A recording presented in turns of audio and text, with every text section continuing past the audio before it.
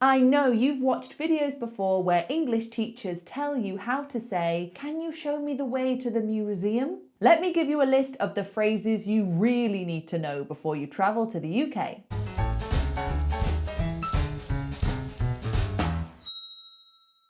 Good morning, good afternoon and good evening. Welcome to Smashing English. Before we start this video, be sure to subscribe because we make new videos all the time and I don't want you to miss any. So with that said, let's get on with the video. Let me give you a list of phrases you really need to know before you travel to the UK. Number 1, you alright? Or just alright? This is probably the most common greeting in the UK. All we say is just alright, that's it. So if somebody says to you, alright, the best response is just, all right, thanks, or all right, thanks you, or just, all right. All right is just a big word that means hello, how are you, did you have a good day, how's your wife, everything. We just go, all right, thanks you. Moving on to the next phrase. Number 2, cheers. Cheers means thank you. So if someone has done something little for you, maybe if someone holds a door open for you, you can say cheers. Or when you step off the bus, cheers. You don't have to say cheers, you can say thank you, of course you can, but cheers is just something you might hear and it's another option for you. The next thing you need to know is could, okay? Could I something, or could we something? This is a polite way to ask a question. So if you see somebody, you could say, oh, could you help me, please? Could you help me, please? So whatever verb you want to ask about, just use could instead of can. So another example, you get to the airport and you need a taxi. So you ask the taxi driver, could you take me to the Savoy Hotel, please? This is really useful in restaurants. So instead of saying I want, you can say, could I have the salmon, please? Could I have the chicken, please? Sorry, could I have a napkin? Or could I have another fork, please? Could we pay, please? This is the easiest way to make sure you sound polite when asking for something. Moving on. Excuse me. Excuse me. Excuse me.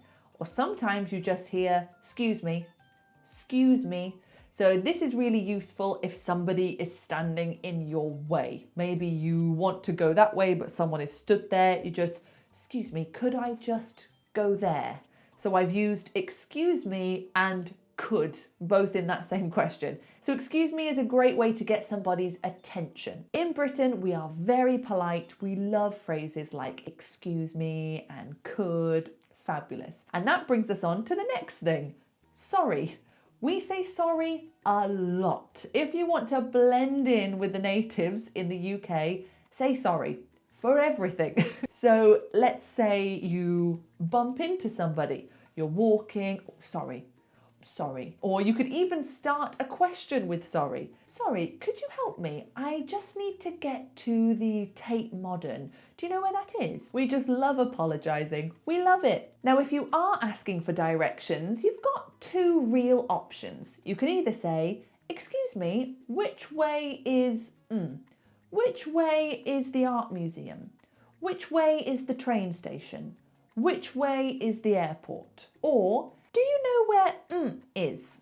Do you know where is? Excuse me, do you know where the cathedral is? I'd say those 2 phrases are the only 2 you really need. So try to learn those because I know it's scary if you have to ask somebody that question. But those 2 should be really safe. Now, if you are coming to the UK, your English does not need to be perfect. You do not need to be a perfect English speaker. All you need are these phrases. So in any situation where you want to talk to somebody, or you've gone to a restaurant, or you're in a taxi, anything like that, you could say something like, I'm still learning English. Could you speak slowly, please? Or, my English isn't great. Could you speak slowly, please? Or, I'll try my best, but English is not my first language. Those 3 phrases will just help the person that you are speaking to know, okay, I'll speak a little bit more slowly with this person. They won't speak really quickly. If you go and you try to convince people, I'm fluent in English, and you're not, The only thing that's going to happen is that person will speak very quickly at you. They'll use lots of words that you don't know, and then you're stuck. So use those phrases just to tell people so that they make it a little bit more easy for you. The next thing you're going to need to know is, do you take cash or do you take card? So before you get into a taxi, if you only have your card, you might need to ask, do you take card? And they'll say, yeah, come in. So make sure you check if you only have one or the other. If you have both, doesn't matter, but if you need to check, that's how you do it. Moving on. Let's talk about train stations a little bit, shall we? So these are some words that you might need at the train station. The first one is delayed. This will happen a lot if you come to the UK, so just be prepared for that one. Trains are always delayed, okay? Another word you'll need to know is expected. So when you look at the boards, it might say the 7:30 train is delayed. It's expected at 7:40. And sometimes that's shortened to just EXP, just means expected. So when you see the board, if you see your train and it says EXP and then a time, that is the time the train is coming. That's the time the train is expected to arrive. The segments of a train are sometimes called carriages and sometimes called coaches. Now this is important because on your ticket, it will tell you what coach to be on. It will say coach B, seat 2. But also sometimes when you catch a train, it says something like, please sit in the front 4 coaches if you want to go to this place. Because sometimes the train stations are too little and the whole train can't fit. So they say, please be in the front 4 coaches. So they mean the chunks of the train. At a train station, there are multiple platforms. So when you see the board and it says, this train expected at 7:40, platform 3. That tells you where you need to go. So you might need to ask somebody, excuse me, could you help me find the right platform? Now let's talk about my favorite topic, eating and dining. So you want to go and have a meal. You walk into the restaurant and you say, could we have a table for, please? If it's just you, could I have a table for 1, please? Or could I get a table for 1, please? Get is even more native. So if you want to sound even more like a native, use get. So excuse me, could we get a table for 3, please? In some cafes and restaurants where you order food, they might ask you sitting in or take away, or eating in or take away. All they're asking is, are you eating the food inside or are you taking away? So your response just needs to be take away, please, or sitting in, please, or eating in, please. That's it. These are some really useful questions in the 21st century. Do you have somewhere I could charge my phone? Sometimes we need it. Sometimes we need to charge our phone. Or you also might need, could I have the Wi-Fi password, please? You might need these questions. Sometimes we need the Wi-Fi, sometimes we need to charge our phone. So use these questions and you should be fine. In a lot of pubs in the UK, we pay and order at the bar. So just check with that. If you go into a pub or a restaurant that seems a little bit more relaxed, just check. You can say, do we order here or at the bar? Most restaurants now will ask something like this. Are there any dietary requirements or allergies I need to know about? But they'll say that a lot quicker. They'll say, any dietary requirements or allergies I need to know about?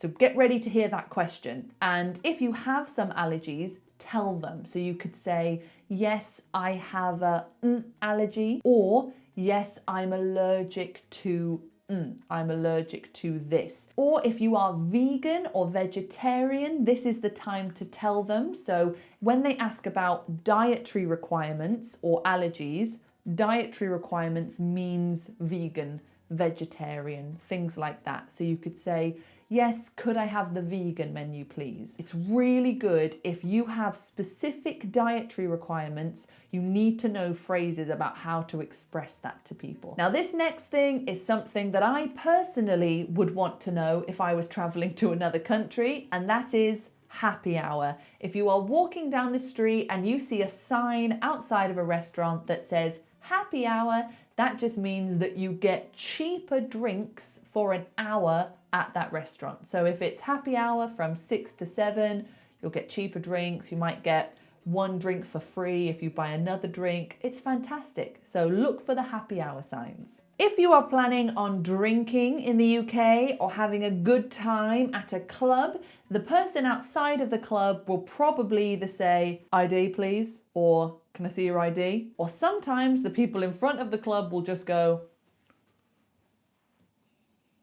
they won't even say anything. They'll just hold their hand out and what they want is your ID. So hand it over and that's it. But they might say something like, can I see your ID? Or see some ID please? Something like that. Speaking of alcohol, when you order a spirit, so something like gin, vodka, whiskey, you can either have a single or a double. So how you would order that would be something like, can I get a single vodka and Coke, please? Or if you know exactly the type of vodka you want or the type of gin, you could say something like, can I get a double Captain Morgan and Coke, please? Learn what your order is in English. Whatever your favorite drink is, learn it in English because you're going to want that. Other drinks like beer and even soft drinks like Coke can come in pints or half pints. So if you want a big glass of Diet Coke, you say, can I have a pint of Diet Coke, please?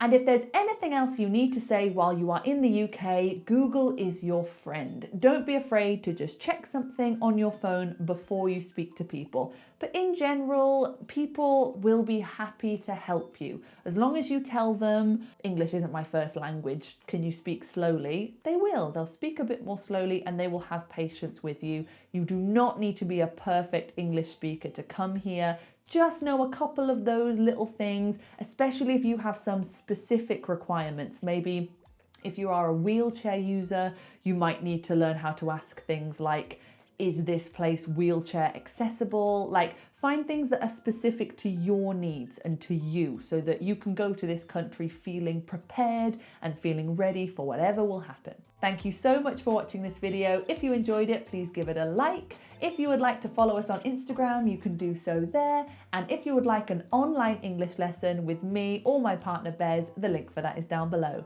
Thank you so much for watching and I'll see you next time. Ta-ta!